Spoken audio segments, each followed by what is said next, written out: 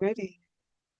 Oh, good morning, good afternoon, good evening, good night, depending on where you're joining me from. Welcome to Talk About It Tuesdays, a safe space where we talk about everything grief and perinatal related and whatever pops up in between.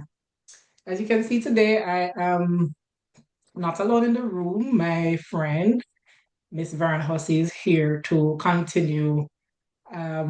We had a wonderful conversation the last time she was here with me. So I just wanted to pick up where we left off in a sense. So just a reminder that we're still in October, which is Pregnancy and Infant Loss Awareness Month, a time to remember, honor, and hold space for all families who have experienced the heartbreak of loss, right? So I told my perspective, which is usually what happens. We tend to hear from mothers a lot, and rightfully so, because we were the ones who went through the physical part of it, but we know that it's not all physical. There is an emotional, psychological, and other aspects that we tend to focus on. But again, as it relates to women, but today I want to take a few minutes to talk about the men, the fathers, the partners, the boyfriends, the ones who may not show their grief the same way, but sometimes they feel it just as deeply. Now, as I mentioned to you in the last episode, sometimes it's a bit difficult to navigate this topic on my own, and that's why I invited my friend back in this space with me. And she was the one who actually, offered it as a suggestion to really touch on the men because they're usually neglected. They're expected to be the strong one, the comforter, the fixer. They're the ones who hold everything together, even when the world is falling apart. But like I said earlier, they feel it too. They feel it. Men are not void of feelings. So, Miss Farron, I'm going to allow you to just lead this dialogue, um, please. Thank you, Simone, and thank you for having me again this week. It is a privilege to be sharing this space with you. As you would have mentioned, that this is not the easiest of topics to speak about, but I Mhm. just also want to once again lift up your courage, the fact that you have made yourself available and vulnerable in this way, and that you would have opened up your story to others. And I do believe that it will be a point of inspiration and hope for those who are listening. As you would have mentioned, in terms of the focus of the month, that we want to remember and to stand with those who would have experienced pregnancy loss and coming out of a theme some weeks ago where I'm living, they were looking at men and mental health. And Mhm. they had a very profound theme because it was focused on closing the empathy gap. And so this in this space today, I would want to hear a little bit more from you as it relates to your journey, but more Mhm. so if you could reflect from the standpoint of how it would have affected your husband, your partner, Mhm. and out of your own experience, what are some of the observations that you have made concerning how men are affected, just using your husband as a sample then. We know that it Yeah. is not like a full sample, but at least Mhm. he's one person. And from your experience, I think it would be valid. So let us talk about Yeah. that. Yeah. Without speaking on behalf of my husband, because at some point in time I do intend to invite him in this space to share his own personal experience. You mentioned earlier that sometimes there's a cultural divide. I know for the Caribbean, Jamaica, not Jamaica in particular, but I'm Jamaican, so I can directly speak to what is the norm there, what's encouraged is that, man a man, man a man. So you need to man up, you need to push through, you need to be the protector at all costs, and showing any emotions or vulnerability is seen as weakness, right? So there is that, and my husband is a Jamaican man. So I remember there was one particular instance where after I lost the twins, I was there just crying and doing my own thing. And while I'm a therapist, I'm a coach, so you have the knowledge. But when you're going through the situation for yourself. All of that knowledge and wisdom and everything goes right through the door. So when I was in my distress, a part of me expected him to match the level of distress that I was on. He was on Facebook. He was on Facebook laughing and browsing, and that rubbed me the wrong way. Right. So that was one instance. But sometimes things are hindsight, and when you're going through it, you aren't able to have that clarity or see things for what they really are. But men grieve differently, not less. Right. So men are more instrumental, they're more action oriented. So they tend to stay busy, even outside of the miscarriages or the pregnancy loss. When he is going through a hard time, Facebook and just browsing any other platform or social media is what keeps him sane, right? So I'm expecting him to match what I'm doing, but he was also feeling it just came out in a different way. So these are things I think we Can I should ask you though? consider. Mhm. Yes. Outside of him expressing his grief in that way though, but would you ever through it all, did you ever had an opportunity wherein he was able to verbalize to you some of, whatever it is that he was going through? And if you could just maybe summarize some of his sentiments and how did that make you feel? Or how did you Yes, we. encourage that?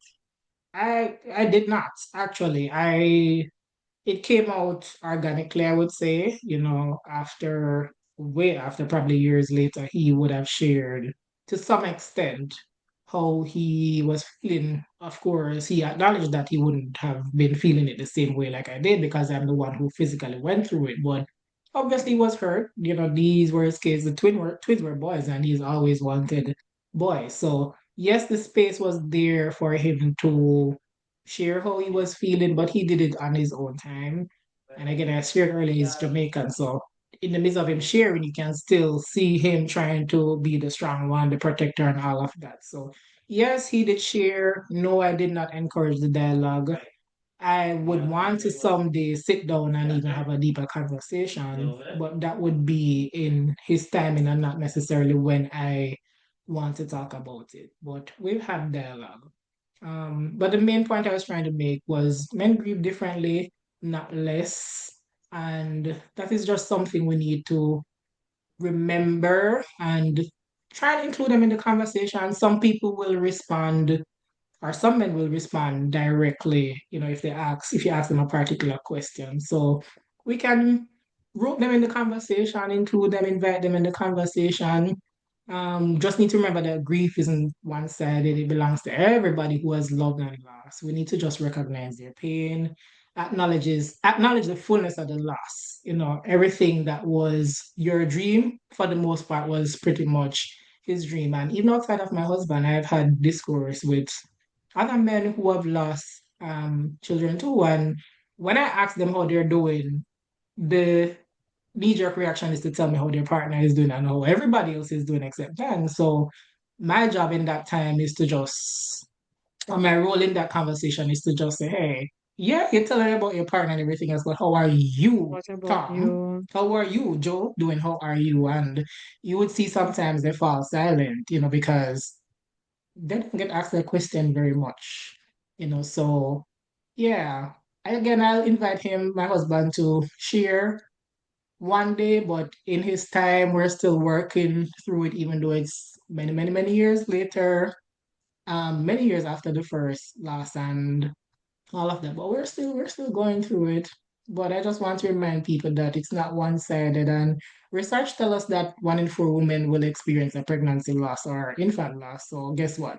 That means that 1 in 4 men are also directly affected as well. And when I look at it in the truest sense, very few resources are designed with fathers or male partners in mind. The focus is on the women for the most part, with the men just being into us, the protector, just somebody who is there, so they feel left out during the appointments, during the loss. Little to no And I support do is there remember you for would them. have said that one of the things that inspired you to go on this journey as well was because of the vacuum in terms of the information and also Yeah. support services that are there for women. And Mhm. so if there is a deficit as it relates to the resources for women, and already men are not the focus, then I'm thinking that, that we could open up more spaces for our men, Yeah, to ventilate their feelings. definitely. I just wanted to share too in terms of what you said, and I would also want to hear your perspective. I know that you would have mentioned it before in previous episodes and talk about it Tuesday, but for now you could plug it again.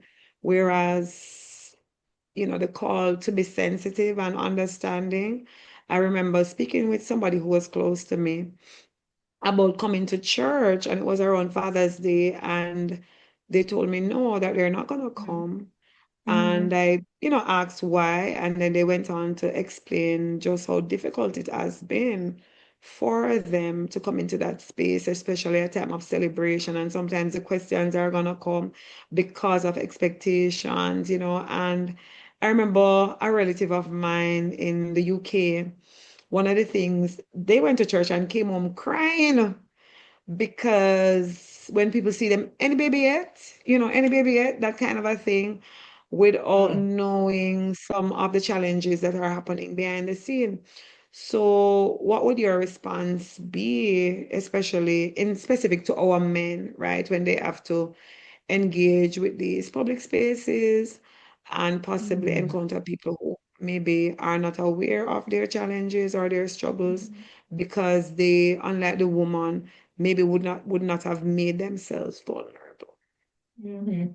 Yeah, a lot of this would have to start with what we're doing here in this platform because the thought isn't even there as to how men would feel when you say certain things or have certain expectations to them and how they're feeling and their reaction. So that's one, just disseminating information and encouraging people to be sensitive in what they ask, be sensitive in how they approach people, be empathetic. So there's that as to what we can do as women, community church, all of that. For the men, hopefully they're hearing this recording and realize that there's a shift or a move towards including them in conversations like these. So hopefully they'll get to the point where they feel safe enough to, even if they don't bear it all in a space like this or in their church, talk to one person, talk to your pastor one away, talk to a friend. I always encourage seeing a therapist or a coach for you to just say what it is you're saying and seek the help that you need. Yeah, but it's gonna take some work, it's gonna take some time. We still have a far way to go.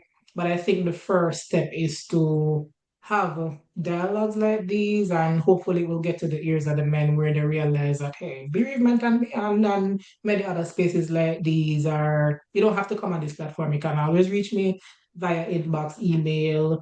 I have my coaching programs and stuff like that. Reach out to somebody and have that dialogue. So it's a twofold thing. And I do believe we're getting there, but we need to be empathetic, be careful of what we ask people as it relates to him being in that space. On Father's Day, for me, if you don't want to go, don't go. You'll get That's there okay. when you'll get there when you need to. When a loss take place, we tend to want people to still stay into the patterns that they were before, but sometimes you have to shift up and change up traditions. Maybe he can celebrate being a dad. Maybe he's had no children, living children, but he's still a dad and he's free to celebrate that whether in a quiet space or in church. And it's kind of hard to have that fresh loss and, to sit there and watch everybody celebrating. Again, that's where the empathy would come in. So encourage people to look at things in different ways, be creative, go celebrate Father's Day or not. You don't have to celebrate Father's Day, and that doesn't mean that stepping away or not being a part of the celebration means that you're a hater or you don't like Father's Day. But this is just where you are right now, and that's okay. Just people need time, people grieve differently. The process looks different for everybody. It's unique, just like our fingerprints. So that grace and space for people to do what they want to do in their own time, I think that's something that's needed and is highly encouraged, at least by me. Okay. Well, I think that is very, very powerful sharing. Mhm. And I trust that today we're getting closer to the end of October. But for those who would have been journeying with you in this way, that no doubt, as you would have given emphasis to such an important need, that people will definitely, be inspired, be motivated, be empowered, and also be armed with information. And, that we're opening eyes, opening ears, opening hearts, and that over time, just the small steps we begin to see, people responding differently to these situations. So Yeah. over to you in terms of your closing thoughts and what you want to say to Yeah. your audience. Yeah. So as we continue to honor Pregnancy and Infant Loss Awareness Month, just remember that men carry grief differently, and sometimes that's quiet. I would encourage you, if you're listening today, whether you are a grieving dad, reach out to somebody who you think will listen. If you're somebody who is not a grieving dad, don't wait for them to bring it up. A simple "how are you really doing" can open the door for conversation that they've been waiting to have. Remember that grief deserves to be witnessed. People want to be seen, heard. I think people think too, if you mention the loss, that people are gonna cave in. Yes, they may, or break down. They may, but oftentimes they're waiting for somebody to just really sit and listen and hear what it is they're going through. So just reach out, check in, check in with that man, check in with that guy, check in with that partner to ask them how they're really doing and see where it goes from there. I just want to thank you for holding this space with me, and we'll be here next week talking about something else related to Pregnancy Loss and Infant Awareness Month. Don't know if Miss Brown will be here next week. If she is, we will see you next week. If not, I'll be here with another interesting topic. So feel free to reach out to me via email, bereavementamliana@gmail.com. You can always leave a comment here. You know where to find me. I'm on YouTube, I'm on TikTok, I'm on Instagram. So just take care of yourself and one another until we meet again.